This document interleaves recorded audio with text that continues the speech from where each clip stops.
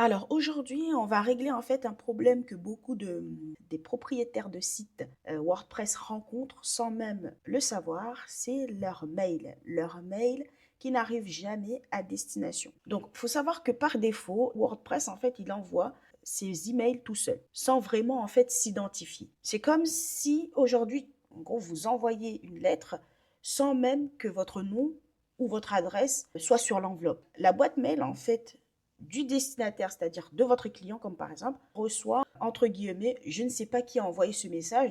Le problème, c'est que ça finit en spam. Donc, avec Fluent SMTP, on va donc connecter WordPress et une vraie adresse email hébergée chez Infomaniac. Ce qui va permettre donc que chaque mail part avec une identité vérifiée depuis un serveur donc de confiance qui est Infomaniac et donc vos emails arrivent bien en boîte de réception. Il faut savoir que si vous avez un autre hébergeur, en général, c'est la même manipulation. Il va falloir juste se référer au SMTP en question, mais en général, le processus est le même. Ce qu'on va faire, c'est qu'on va créer un mot de passe dédié sur Infomaniac qui va permettre en fait de récupérer l'information. Alors déjà, je vais vous montrer comment installer Fluent SMTP. Voilà, je l'avais déjà installé. En général, c'est vous allez sur extension, vous allez sur ajouter une extension et après vous allez sur Fluent SMTP. Voilà, SMTP. Alors, ça prend un peu de temps. Voilà. Et vous allez cliquer sur cette extension-là et vous allez activer. Normalement, vous aurez installé maintenant et activé. Mais là, moi, je l'ai déjà installé. Donc, après avoir activé, vous allez sur configurer Fluent SMTP. Ensuite, vous allez sur Other SMTP. On va donc prendre les informations que je vous ai dit plus tôt. Ici, ce qu'on va faire, c'est qu'on va d'abord prendre l'email professionnel. Comme je vous ai dit, c'est nécessaire d'avoir un email professionnel. Ce qu'on va faire, c'est qu'on va déjà créer un email professionnel. Le mien, il est déjà créé, mais vous, si vous n'avez pas, il suffit de créer votre email professionnel. En général, si vous avez un hébergeur, on vous propose de créer automatiquement, normalement c'est gratuit, un mail professionnel. Moi, le mien, il est déjà configuré, donc je n'ai pas à le faire.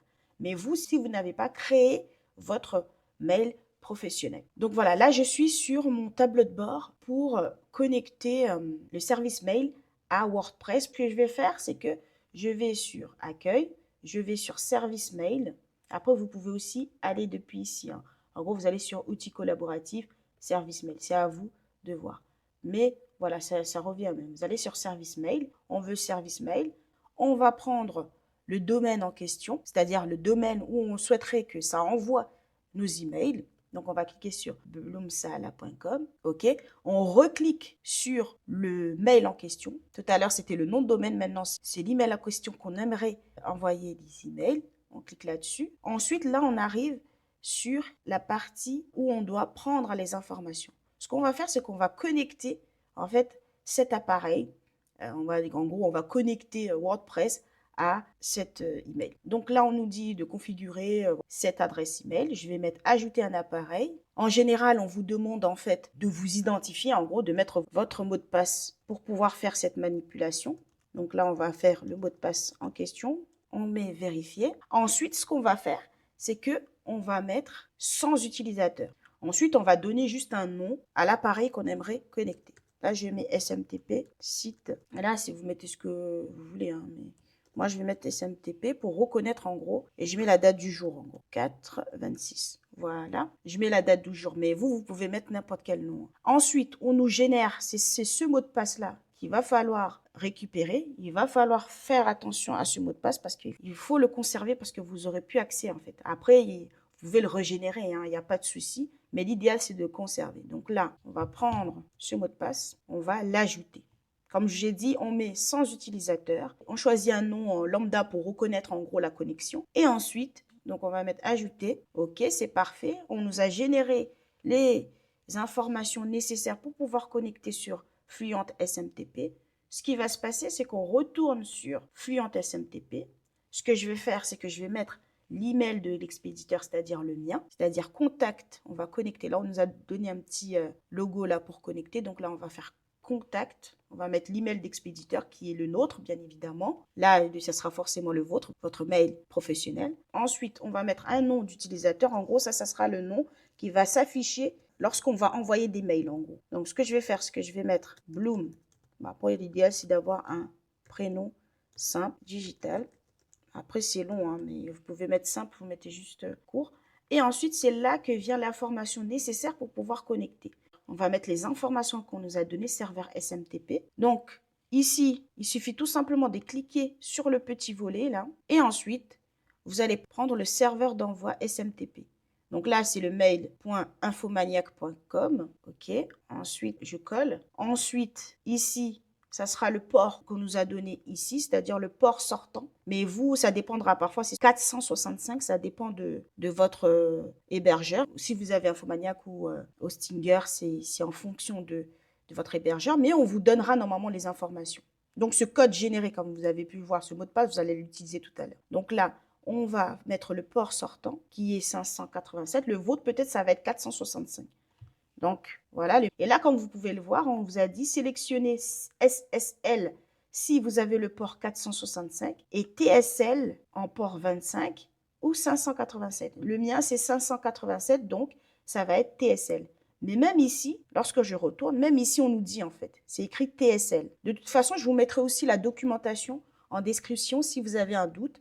Mais normalement, c'est en fonction de ce qu'on vous donne ici. En gros, là, on nous met c'est TSL et là aussi. Mais je vous mettrai aussi la documentation directement en lien en description. Donc, vu que le mien, c'est 187, eh bien, je vais mettre TSL. Voilà, TSL et pas SSL. Donc, je mets TSL. Ensuite, je remets le contact, c'est-à-dire celui-ci, le mail professionnel.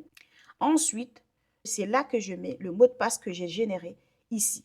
Le mot de passe, vous pouvez le changer, hein, mais voilà, vous pouvez. Là, il s'agit tout simplement de prendre le mot de passe qu'on nous a généré ici et on va le copier ici. Ensuite, on enregistre les informations de connexion. Voilà, tout est validé. Donc maintenant, à chaque fois que mon adresse mail contact@bloomsaala.com envoie des mails à son destinataire, arrivera sur sa boîte mail et non dans les spams.